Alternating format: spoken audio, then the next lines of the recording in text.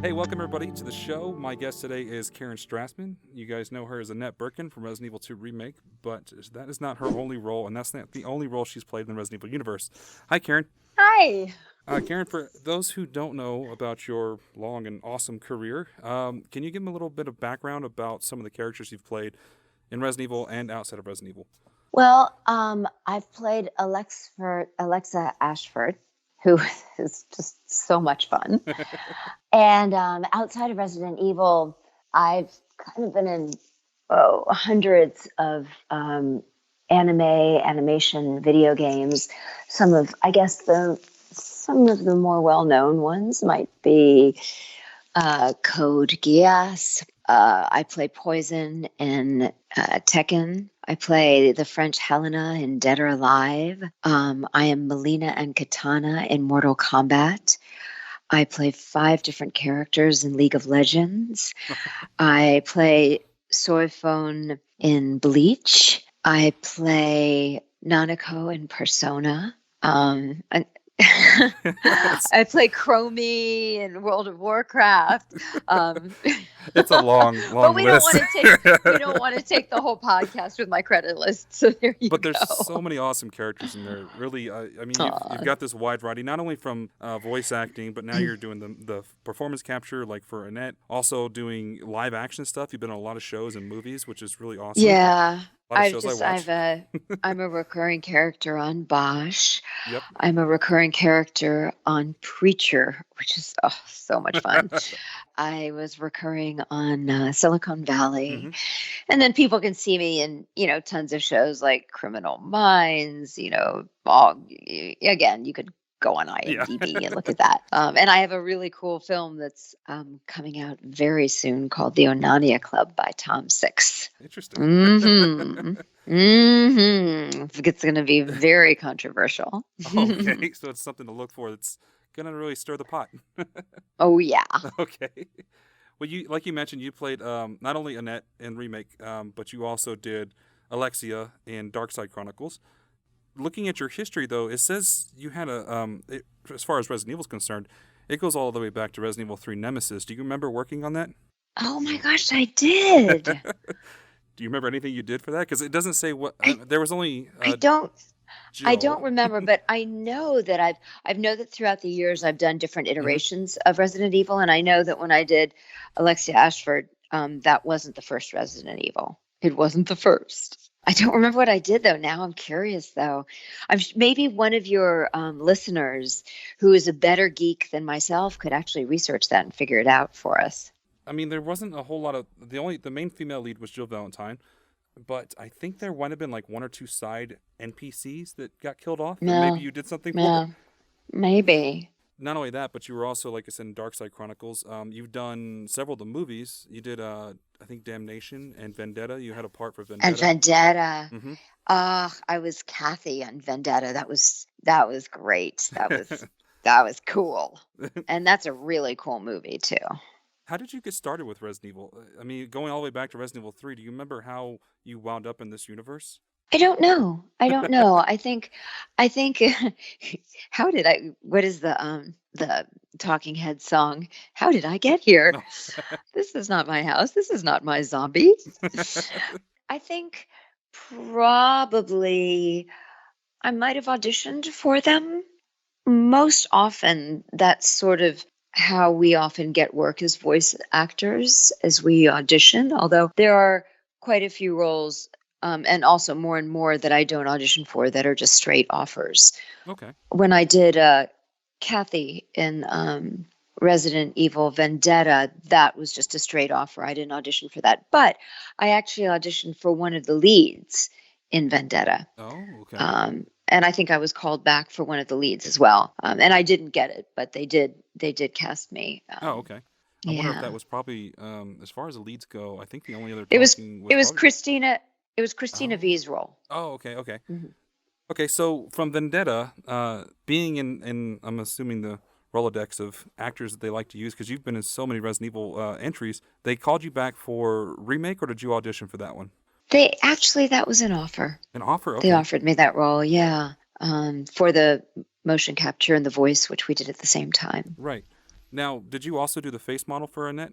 Yeah, we did motion face capture Mm-hmm. and body capture, everything Right, at the same time. right. They do the performance and the acting in the But they void. didn't model her face after my face. Oh, For okay. example, I was just I did motion capture for Wolfenstein Mm-hmm. 2, where I played Marie Laurent, and they literally used my face. Like if you go in and you play Marie Laurent, we look very different, although she has red hair, but she has like this bob cut. But they literally used my face for that character. That's got to be Um, so interesting to see it, yourself in a it was form like cool. that. Yeah. It's kind of cool and creepy at the same time. Right. Equally in both categories. Equally cool and creepy. But this one they didn't model Annette's face particularly after my own, although some people say there's some similarities. I think we both have sort of a longer nose or whatever. But I did do the facial capture and the body capture. Oh, okay. So it is all my movements, all the facial movements are all my movements. And to that point, a fun thing just recently happened. A friend of mine who I met because, well, he's a director and he's directed me in a number of projects, including he used to videotape on camera auditions for me at one time. So we know each other pretty well, but haven't seen each other in like 2 years. And he's a gamer, and he loves the Resident Evil games, and he didn't know I was in it, and he started playing it.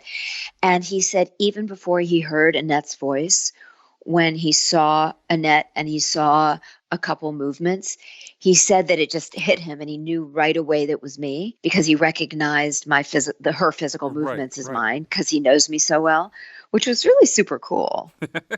Yeah, it's got to be. And I've talked with the other actors about this too. There's certain physical mannerisms that people have, and that comes through in your performance. So being able to relate that when Mm. you're watching it on screen or playing it in your situation, if you get a chance to sit down and play it or see how it turned out, I'm sure you'll pick up on those things, and people that know you will see them as well. Yeah, I love that stuff. And the face model they used, I'm not sure who actually did the face model, but she does look like you for the most part. Huh. Yeah, it's hard for me to have a distance on it, but you're right. I think she does quite look like me in many ways. Huh. Right, and then you made her yours with all of your performance. Yeah.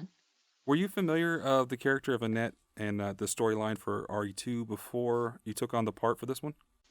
I was sort of generally familiar with it, but I hadn't played the game. Hmm. Sort of generally familiar of the storyline and whatever. But as I understood it, she was much more of kind of an evil character. She was much more of a black and white character in the other one, whereas we really tried to make her much more conflicted in this one. Yeah, and we see that comparing her previous entries were Resident Evil 2 and then her small parts in the Dark Side Chronicles that she had. Mm. She has a lot more emotion and her own story arc in this game, not just being the wife that's trying to prevent William from spreading the virus, but we see her go through an evolution of cold and calculated and on a mission to, realizing what she's leaving and what she's hurting while going after William, which is Sherry. And I think a lot of people really appreciate that Annette has such a good arc in her character development and her emotional development. And I'm wondering what are your thoughts on that as far as portraying the character and going from her coldness to her heart, basically. I'm really grateful for it too, and I'm really appreciative to the writers that they chose to do that. And I also think, I mean, this remake is just so. I mean, it was made years later, so it's a different. Mm-hmm. The technology is completely different. But I just think, in so many ways, in every way possible, this remake is just so much more multidimensional, and I really appreciate that the creators and writers chose to do that because, it's always very pleasing to have a villain and whatever, and to have who she contrasts, you know, Claire completely.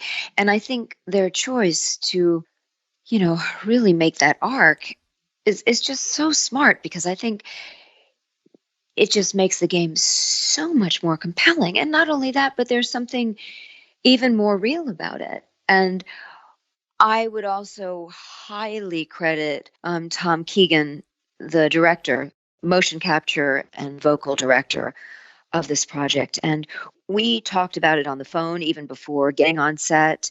And then once I was on set, we would talk about it before the rehearsals and every scene. And one of his goals, as well as mine, was how can we really make this a real character and have people really relate to her struggle, because it's not, she's not just, moo hoo ha ha ha, but she's so conflicted. And, what I like about this game too is that it's not black and white who the bad guys are, because from Annette's perspective, Umbrella is the bad guys. And she and William have done all this research, but their goal was to do the research, but to do this research to save the world and to protect the world from these chemicals and these zombies. And, as far as Annette is concerned, Umbrella just wants to steal it and use it as a weapon. So in many ways, as far as I'm concerned, because I played her,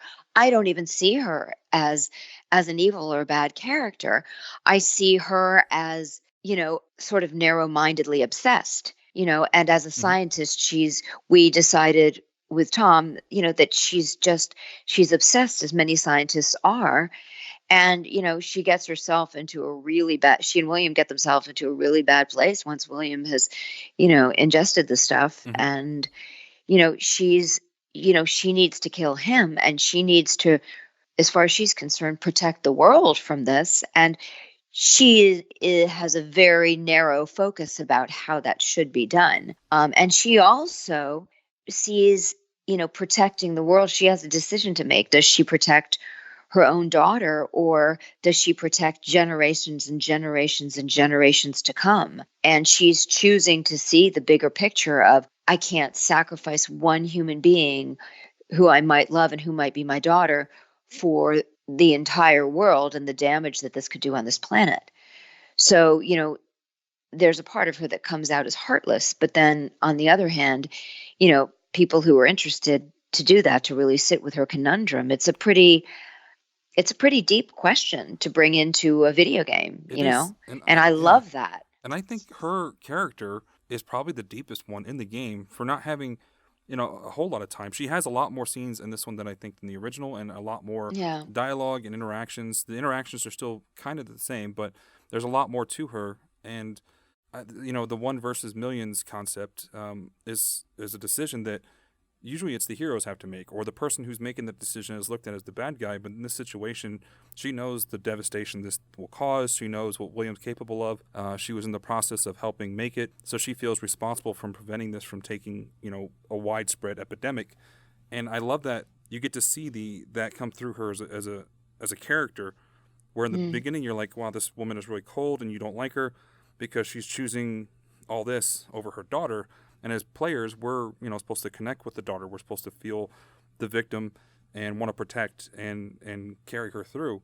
So you get this resentment towards Annette. But in this version of the game, you see her progress you see her motives, you see why she's doing it, to the end when she's kind of felt like she's completed it, when whoever the character is takes down Birkin, or she thinks is taken down, and she's at a point where she can't continue fighting, that you see that armor that she has crack, and the love for her daughter, and the realization that she's going to lose everything, but because of her choice. And it's sad, but at the same time, it's really compelling, like you said. Yeah, and what I also really appreciated in getting to play this character is that she's tortured, and that torture makes her feel cold. But you also, again, you do see that this woman is tortured, Right. by the position that she's in. Yeah, and then their own demons they've created, basically, their own enemies. And the resentment towards Umbrella beforehand, and then what happens to William. There's a lot of elements there that give her a lot of depth that I really appreciated in her. And I think a lot of the players really loved Annette's story arc and her storyline in this one. God, that makes me so happy to hear. And you were phenomenal. That's another thing, is they really appreciated your part, because it wouldn't be as good if you hadn't done what you did, basically. Just the physicality of it, the emotional, the acting behind it was so well done that we really connected, and we saw that character progress, and we really enjoyed it. Oh, thank you. Oh, thank you. It's funny as an actor, many of us, we tend to look at our own work and I tend to go, you just can't be objective about it. And I look at it and I'm going, oh, I should have done less here. I should have done, Right. should have done more. So I can't watch it and really be objective about it. So I'm glad that it's pleasing I'm glad that it works and that it's pleasing to some people. It definitely is. People have really enjoyed it. How different? I mean, going back to like Dark Side Chronicles when you played Alexia, who was also a villain, but so crazy and psychotic, and then comparison to Annette, who's very contained and on a mission and focused. What are your thoughts on the differences between the polar opposites of those two characters? Even though they're both technically, Annette is not so much of a villain. She is in the case that she worked to create this virus, whereas Mm. Alexia was a full blown psycho. Well, in terms of when I was working on them, I think we really did work to make Annette very human. And, you know, Tom and I discussed her backstory and what she's been through. So she was extremely relatable to me when I was portraying her, like putting myself into her skin. It was just extremely relatable and human, you know. I think Alexia was different in that I didn't really go for backstory as much as I just went for this manic, obsessed, crazy drive, And so what I enjoyed playing is I enjoyed just, kind of leaning over the edge with her. That was just fun to do. And I hope that she's pleasing in that way. Like she's just so intense and out there that it's just fun. Right. But I didn't go, oh, let me make her as human and so that you can really understand what she's going through. I kind of went, let's push her over the edge because that would be really fun. Well, she definitely was. I remember facing her in the game and just being like, wow, she is intense. It's a lot of, like you said, she's very manic. Her Yeah. mannerisms and what you brought to the voice of giving that real high pitched, but I guess regal in a way, because that's her family is very regal, and it was a very fun and interesting take on the character, and really not too far off from what was already established in Code Veronica, but pushing it that extra, bending, the breaking the line basically and sending her beyond that and making her just crazy was awesome. Oh, well, I'm glad you think so. It was really, really fun to do. One of my markers right now is make sure whatever I do that I'm having a lot of fun, even if it's a dramatic role. One of my markers is, the more fun that I can have, delving into the humanity of a character, delving in the fun or the craziness, the more that will hopefully and or even energetically transfer into the audience's or gamers' experience. So, and I did have a boatload of fun doing Yeah. it. Which one do you think you enjoyed more out of the two? The crazy one that let you just kind of go off and be wild, or the more contained and reserved one that was very focused? I can't really compare them. They were a different kind of fun. It's like saying to somebody who loves a really good margarita, but also who, really likes a really nice, elegant glass of champagne, but they're for different occasions. Right. Like you get really good tequila and a really fun party with a margarita, or you just have a beautiful dinner with a glass of wine. Those kind of things, you can't really compare them because they're both really enjoyable in their own context. Yeah, exactly. And so I love doing motion capture, and I got to do the physical motion capture for Annette and facial capture. And so I think it was another level of fun even with that because, we were on set and we were interacting with the other actors. So I would just say probably the experience of doing that was a whole nother level of fun, just because I was on set with all these wonderful actors and I got to, actually act and perform with your cast instead of being in the booth by yourself recording dialogue. Exactly.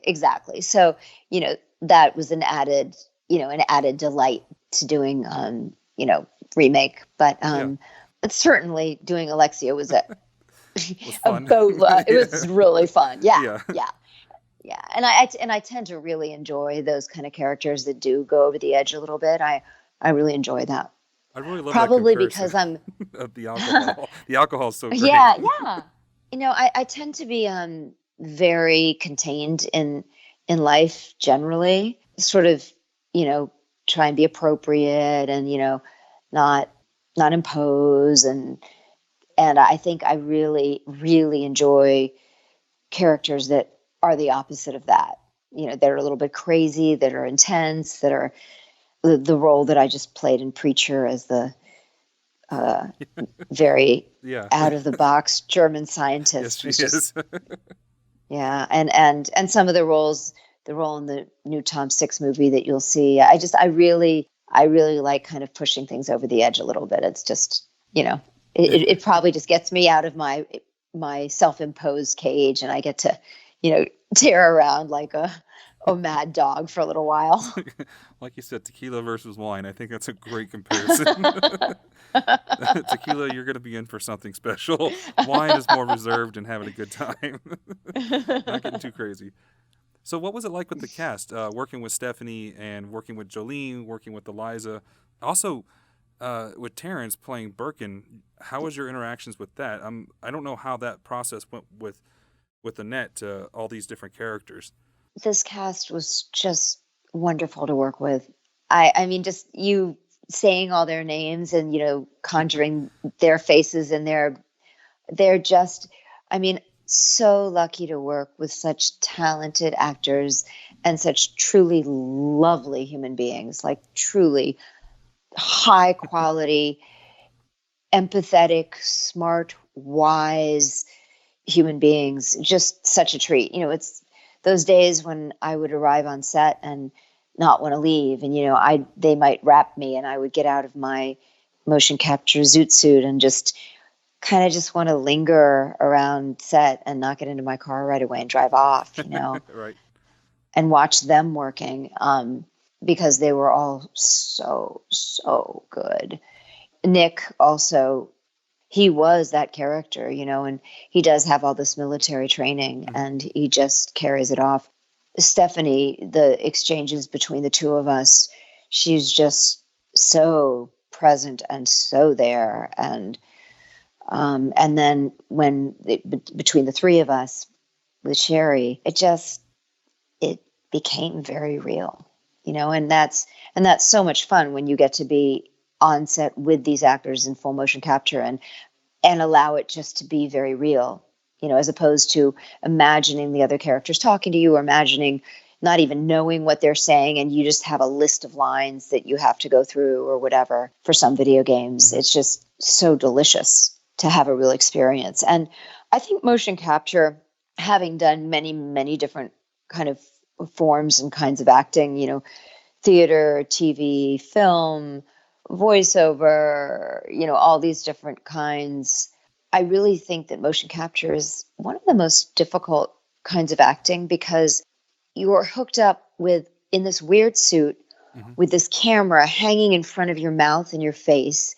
So you can't get too close to the other actors because the camera will bang into them, and then it's set up to have a specific angle on your mouth for the facial capture.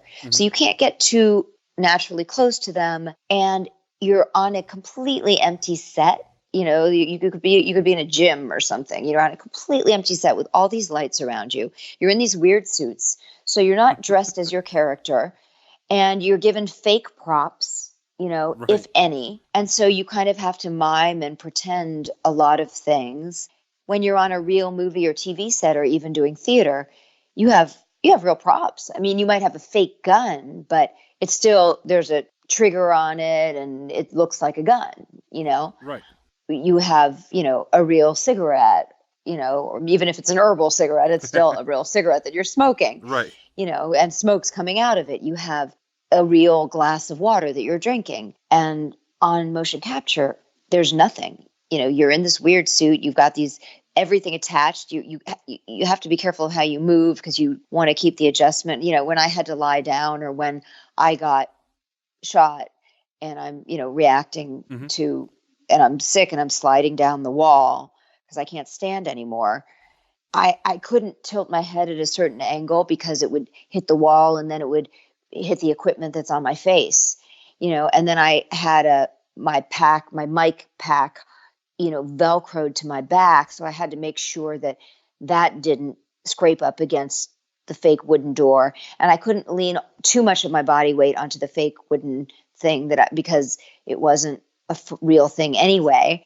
and so you have to, it's really like motion capture. I tell people it's like when you were a kid and you were playing cowboys and Indians in your backyard, Right. and there were no cowboys, there were no Indians, there were no horses, there are no wagons. You're running behind a cardboard box that you would put up, which in your mind is, that box of gold or whatever, Right. and it's really going back to that very essential world of make-believe where you have to use your imagination to really imagine that all that stuff is there. Yeah, it's incredible what they're doing, and just the technology behind it allows for the performance to be so much more real, but it also requires a lot from the acting side because you have to put yourself in your headspace to imagine all this stuff around you, because there's nothing to help you with the immersion. It's all basically in your head, and you're playing off of the other actors, and you're playing off the direction from Tom in this case. It's so cool, and it's just a fascinating world that's only getting more interesting and more technical, and it's going to allow to do so much more. So, And I also want to say the job that Terrence did was just, it was really impressive because he had to imagine that he had these long, and his physicality had to change over the iterations of how his creature got worse and worse and worse. Right. And so he had to imagine that this one long part of his arm and his shoulder was way bigger than it actually was. And we could look up and see the rough animation of it on the screens that they have. So the cameras are on us, and we would move, and we would look up and see the sort of models of our bodies up on the screens to see what they're actually doing. yeah. The rough, forms. And you could see he had this long appendage, but he had to imagine that he had that. Then I had to imagine that he had that as well when I interacted with him. So, he just did such a wonderful job on that. He's played William Birkin several times. He all the way back to Umbrella Chronicles in the mid 2000s. Oh my gosh, yeah. I didn't even know that. Yeah, he's got a long history with that character, so he knows the physicality of the growth of the character and the movements and how it's supposed to be intimidating through these different levels. Just as it becomes more animalistic, which is awesome. I love that he's been doing that for so long. What's interesting is he played Birkin for so long, and you've been in the universe as well, and you've played a wide variety of characters. So you two technically have been working together for a long time. And this is probably the first time you've actually seen each other together, I'm assuming, right? Yeah. Well, I've worked with him on other motion capture projects. We worked together on something, and a lot of what we did, I think, never really came. They didn't end up using all of it. But we've worked together before, and he's just, he's a stuntman as well, he's just so good. And he really takes his work, and also safety, and the other actors. There was a lot of sort of choreography between the two of us, and he's one of those actors who's just constantly checking in. How's that with you? Does that work for you? Wait, what can I do to make it more real for you? And he's really not just committed to his work for himself, but he's really committed to supporting the actors he works with. And he's always been like that. And I just have so much appreciation for him because of all those things. Terrence he was a lot of fun talking to him, and just his love of the industry, for everything that he does, the passion he brings to it, and the whole cast in general has been just so much fun to speak with. And I could see in everybody's love of their performance and their character and the response they've gotten from the fan base that there's just so much pride and joy for guys like Nick that grew up with this series, that he's basically living his dream of playing one of his childhood heroes, and then Stephanie embracing everything that Claire is, Eliza being so young but bringing such a powerful experience and performance. Terrence with the physicality and everything that he's done for Birkin for so long, and then you taking on Annette. The cast was just incredible. You guys were all just so amazing. So what did you do before you started acting? I always find it interesting to see how people directed their career and their life into acting. Before, there wasn't really a before I started acting, because I've been acting since I was a very little kid. Like ever since I can remember, I was making up plays in the basement and telling stories. But I guess I started acting professionally when I was about 21, but I was in all my school plays and all of that. So I didn't really have another profession before acting. Acting has always been how I've made my living. And it's been always been my passion and how I've made my living. And it's one of my greatest passions in my life, and one of the biggest mysteries I feel still, which is cool. Yeah, you've always had that bug since you were a kid. Mm-hmm. For no reason. I can't tell you why I was wired that way. And what made you decide to go into the voice acting side as well? Because you, like you said, you do live action. You've been performing for so long, but what was it that drove you to the actual voice part of it? It kind of just happened. I was working in France at that time I was 20 years old, and I was working as a dialect coach in a studio in Paris called they called it Studio VOVF, which is Studio VOVF, which is Version Originale Version Française, which means the original version and the French version. So, okay. So basically, it was a studio where we coached French actors to act in English for the camera. Huh. And I was doing an apprenticeship there, and it's where I started working as a dialect coach, which I've done ever since then as well. And there was on Wednesdays, we were in France. Kids don't go to school on Wednesday. Oh, okay. Their Wednesday is our Saturday. Huh. So their kids go to school on Saturday, but not on Wednesday. I would be teaching kids to act in English for the camera on those days. And one of those days, two ladies came in who were creating a magazine called Hi Kids, that was meant for French children to learn English. And this is really going to date me, but that magazine came with cassette tapes. Indeed. And they were looking, and they saw me working with the kids with another actor at the time. And they asked us, they said, "You guys are so much fun. Have you ever done voiceover?" And I said, "No, I haven't." And they said, "Well, we want to make voices for these tapes, these cassette tapes. And, we're going to be hiring you once a week to create these cassette tapes." Oh, cool. And I said, "Sure." And so me and that other actor, and then two professional Anglophone voiceover actors who were living in Paris at the time, all four of us were hired for it. And I cut my teeth on that project. They just threw it wasn't like Los Angeles or the professional market we're in now. They just, whatever characters they had, they were just like, "Oh, Karen, here, you do this. Oh, Karen, you do this boy. Oh, Karen, you do this old lady. Oh, Karen, do the voice of Pocahontas. Oh, Karen, do Lady Godiva and give her a British accent." And so it wasn't like, there wasn't a question of, "Oh my gosh, can I do it? Should I audition for it?" It was just like, okay, an old lady voice. I'll figure it out. Not like, how did they teach me to do old lady voices in the class I took the voiceover? It was just like, an old lady voice, go. Do a little monkey who's a boy, go, And so I really that is how I cut my teeth, doing voiceover. And then from there, I got just plugged into some of the voiceover that was going on with a very small circle of Anglophone actors in Paris. And I started dubbing French films into English.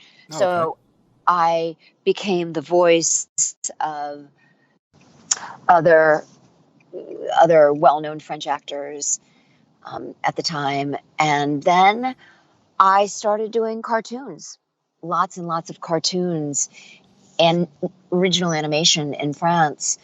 They will do the original version in English because it will sell better in foreign markets. So I got hired to do, and again, it was just, there was a small talent pool.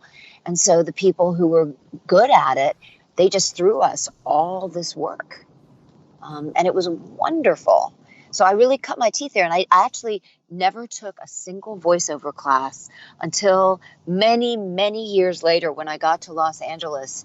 And taking classes is a way of networking. So Right. if you take a class to learn how to do voiceover with a casting director or something like that, it's a way of getting to meet them if they don't know you. So Right. I didn't start taking class. And I'd been, I was one of the main professional talents in Paris for about 15 years. And, Right. You knocked out all those years of just hitting these roles and yeah. and I mean, I did hundreds of cartoons Yeah. and video games there. Yeah. and then to come over and be like, I think I need to develop a system here. So going to a class was an excellent idea, and I think it's good advice to people who are getting into it that Yeah. are trying to find their roots and how to get started and everything. Is Yeah. obviously take your classes. You coach as well, right? You do dialect coaching. I but do. You do voiceover coaching as well. I do voiceover coaching as well. So there's a reference for everybody who's listening.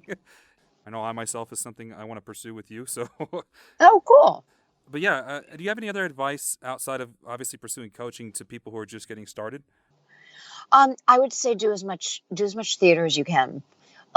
There's a sort of a misnomer about voice acting that it's like you have to have a good voice, or people say I have a good voice and I should do voiceover. Having a good voice is definitely, a good voice, whatever that is, pleasing voice is definitely a plus.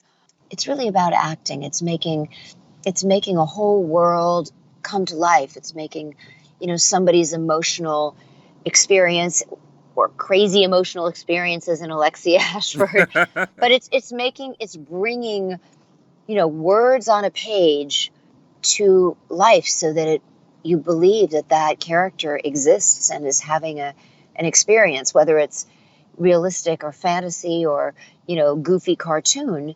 You still want to be endeared by a cartoon character, fall in love with them or love to hate them, or, Right. And all those things are things that the basis of that is theater. So I would tell anybody who's interested in voiceover, take acting classes, get involved in plays, get involved in community theater.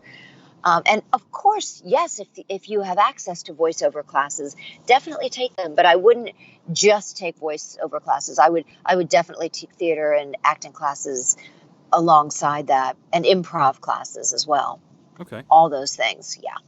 And obviously there's the technical side. Make sure you have the right setup. A big no-no is USB microphones. But the big thing would be get your roots, get your acting experience. Like you said, do community theater, do regular theater, do some coaching, and just go from there. There's a lot of sites out there for people to find information and to kind of get their start in some fan projects and things as well. Also, the voice actor D. Bradley Baker has a wonderful, very complete website with a lot of advice for people who want to get into voiceover. Out of all the roles you've played, which is so many great characters, which ones do you think is the most important to you, and which one do you see the most fans for when you go to conventions?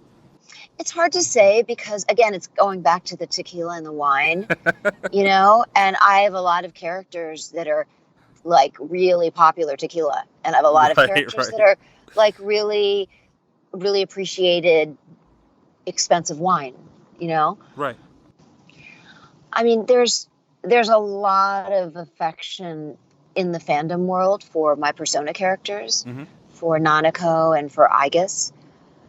I think Nanako is so endearing, and Aigis, she's a robot who yearns to be human and experience human emotion and feelings, and a lot of fans who are on the spectrum really relate to Aigis, and we've had wonderful, wonderful discussions about her, and I have a deep affection for her.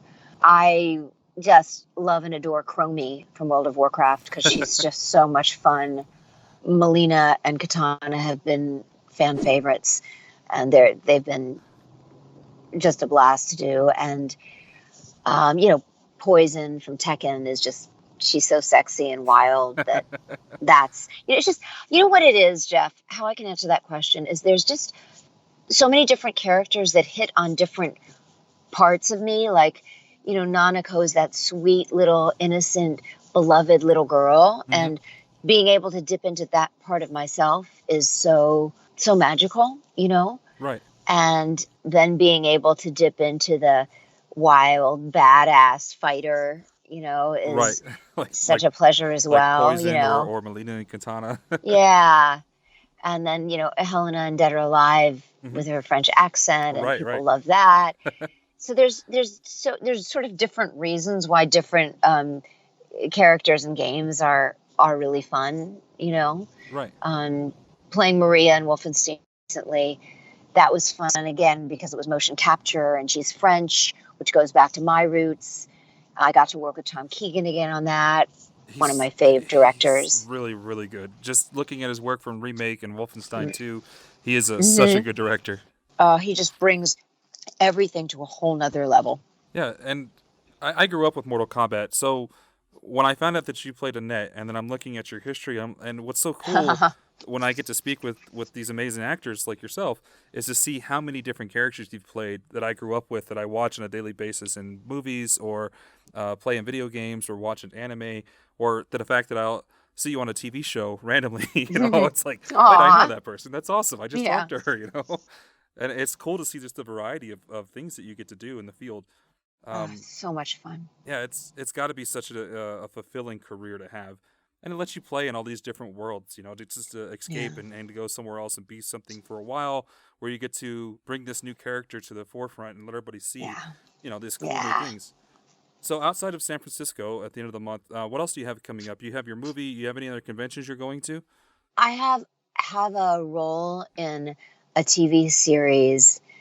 That I just can't talk about. I'm so bummed because your fans would love it. Oh, okay. They would love it because the genre is very close to Resident Evil.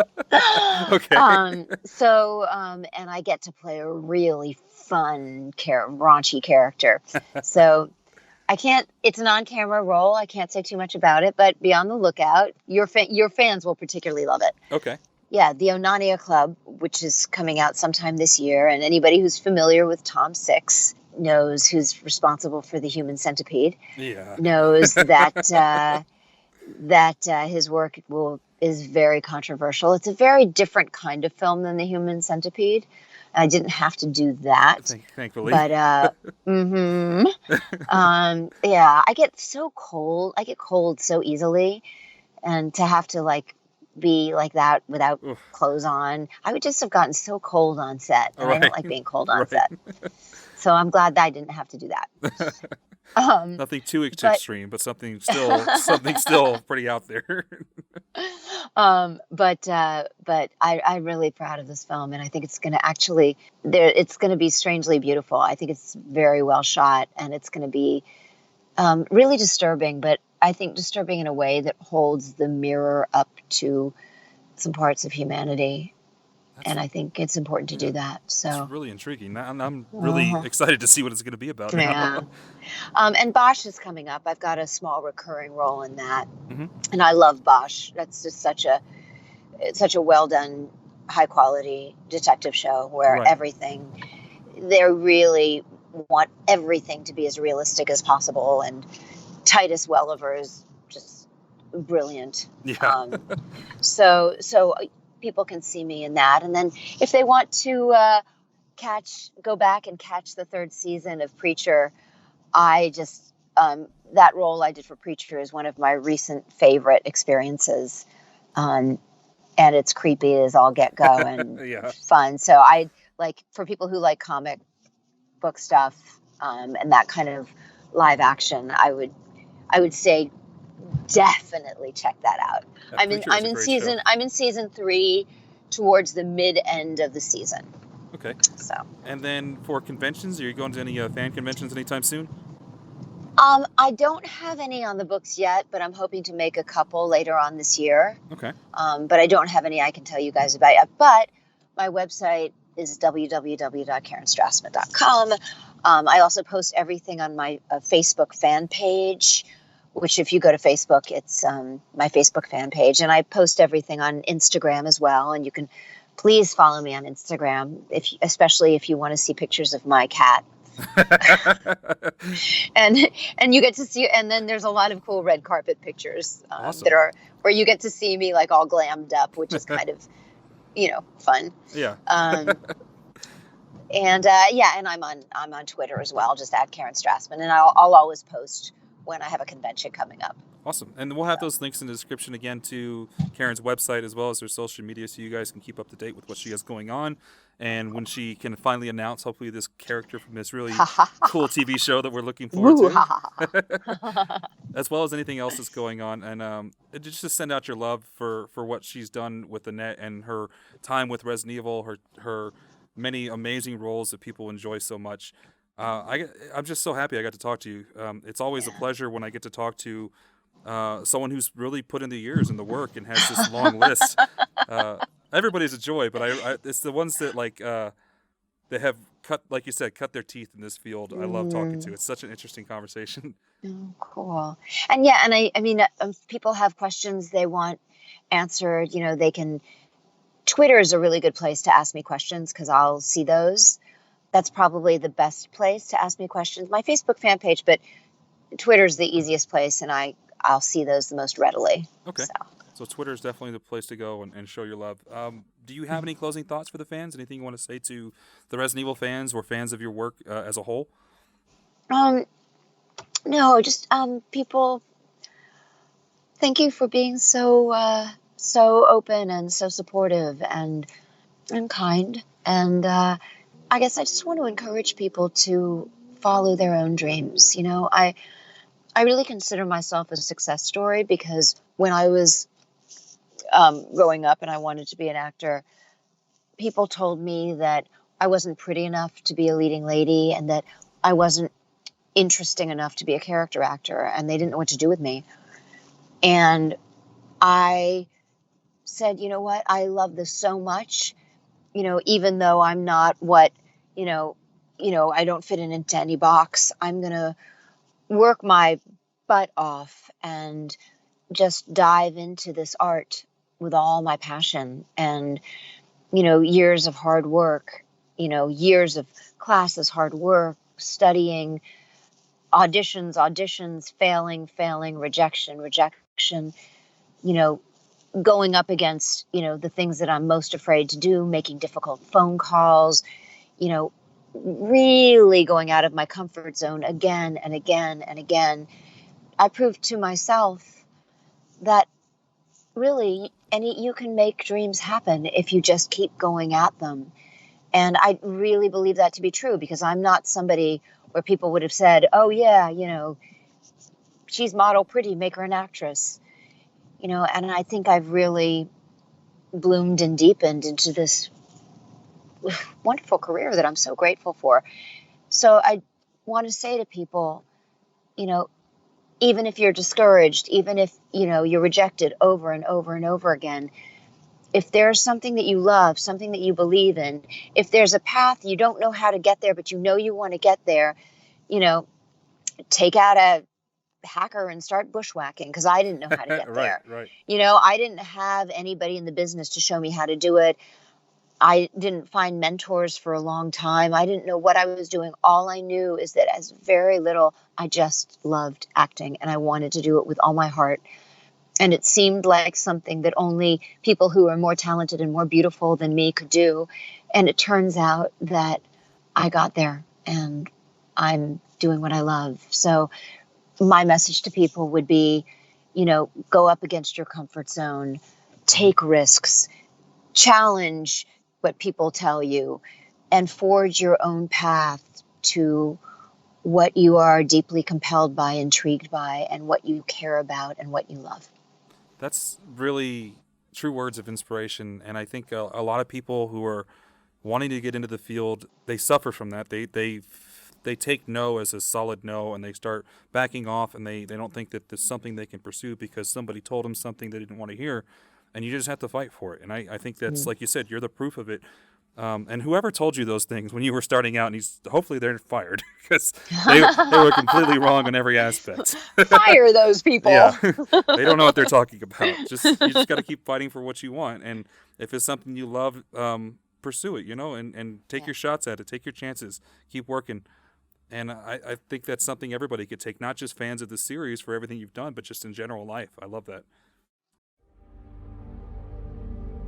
Well, that'll conclude our episode for today. If you guys enjoyed this episode, please leave a like and subscribe for more upcoming interviews with the cast of Resident Evil 2 Remake. The Residents of Evil is a Patreon-supported show, so if you'd like to help support the channel and unlock some great perks in return, head over to patreon.com/ROE Network. Thank you all so much for watching, and we hope to see you back at the Residents of Evil.